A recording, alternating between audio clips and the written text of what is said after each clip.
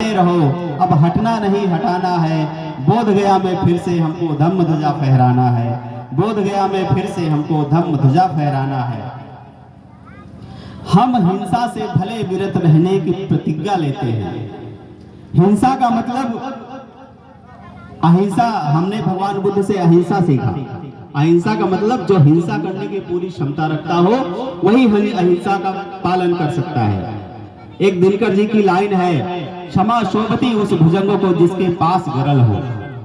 क्षमा शोभती उस भुजंग को जिसके पास गरल हो, उसका क्या जो दंतहीन विषरहित विनीत सरल हो। उसका क्या जो दंतहीन विषरहित विनीत सरल हो।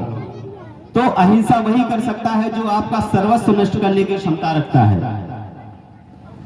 हम हिंसा से भले विरत रहने की प्रतिज्ञा लेते हैं, पर संज्ञान रहे हम भी, पर संज्ञान रहे ये भी हम चंड अशोक के बेटे हैं।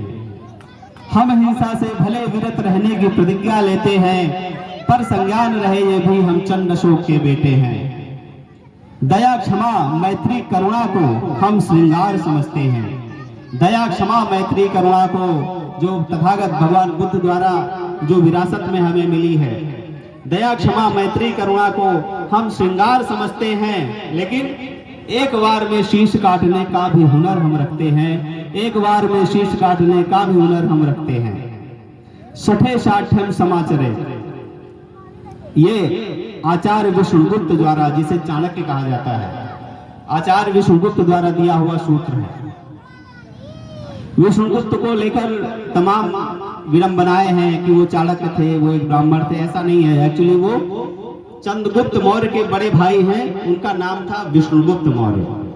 तो इसका ये ऐतिहासिक चीजें हैं, इस पर चर्चा बाद में कभी होगी। सठे साठम समाचरित का सूत्र हमें अपनाना है। बोध गया में फिर से हमको धम्म ध्वजा फहराना है। बोध गया में फिर से हमको धम्म ध्वजा फहराना है। महाविहार हमारा था और होगा ये बतलाना है। बोध गया में फिर से हमको धम्म ध्वजा फहराना है। वक्ताओं की लंबी